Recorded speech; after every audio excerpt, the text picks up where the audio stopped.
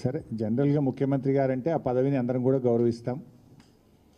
ముఖ్యమంత్రి గారు మాట్లాడితే ఒక రాజ్యాంగబద్ధమైన పదవిలో ఉంటాడు కనుక బాధ్యతతో మాట్లాడతాడు, నిజాలు మాట్లాడతాడు, అధికార వేదికలో తప్పు మాట్లాడరు అని మనం అందరం కూడా విశ్వసిస్తాం.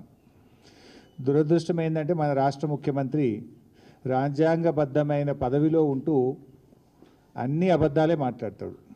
కుక్కతోక వంకర అన్నట్టు ప్రతిపక్షంలో అబద్ధాలే, ముఖ్యమంత్రిగా ఉంటూ కూడా అన్ని అబద్ధాలే మాట్లాడుతూ వస్తున్నారు.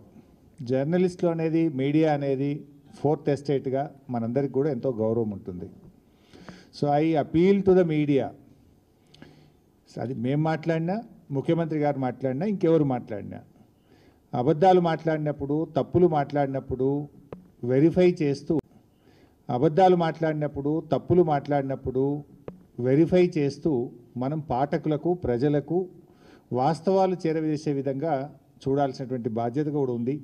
జనరల్గా ఎప్పుడన్నా ఏదన్నా ఒక నాయకుడు కానీ, ఒక పార్టీ కానీ తప్పు మాట్లాడితే ఏం చేస్తారంటే ఆ వార్తల్ని కట్ చేసి వాళ్ళు క్రాస్ చెక్ చేసి నిజాలను మాత్రమే ప్రసారం చేసేటువంటి ఒక గొప్పతనం మీడియాకు, ఫోర్త్ ఎస్టేట్గా ఉంది. నిన్న రేవంత్ రెడ్డి గారు మాట్లాడిన, నేను ఆధారాలతో సహా చూపిస్తాను, ఆల్ లైస్, పచ్చి అబద్ధాలు, గోబల్సు.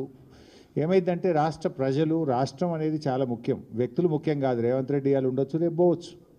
తెలంగాణ రాష్ట్రం ముఖ్యం, రాష్ట్ర ప్రజలు ముఖ్యం, రాష్ట్ర హక్కులు ముఖ్యం. బీఆర్ఎస్ పార్టీ అనేది ఒక బాధ్యతాయుతమైనటువంటి ఉద్యమ పార్టీ. పోరాడి కేసీఆర్ గారి నాయకత్వంలో కానే కాదు, రానే రాదన్న తెలంగాణ తెచ్చిన పార్టీ బీఆర్ఎస్ పార్టీ. రాష్ట్రాన్ని 10 సంవత్సరాలు పాలించి దేశానికి దిక్సూచిగా నిలిపిన పార్టీ బీఆర్ఎస్ పార్టీ. సో ఈరోజు ప్రతిపక్షంలో ఉన్న మేము నిర్మాణాత్మకమైన పాత్ర పోషిస్తాం.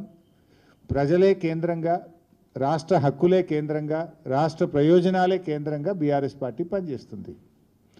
దురదృష్టం ఏంటంటే బాధ్యతాయుతమైన పదవిలో ఉన్న రేవంత్ రెడ్డి ప్రజలు, రాష్ట్రము, రాష్ట్ర హక్కులు కేంద్రంగా కాకుండా రాజకీయాలు కేంద్రంగా, బురద జల్లడమే లక్ష్యంగా ఆయన మాట్లాడుతూ ఉన్నారు.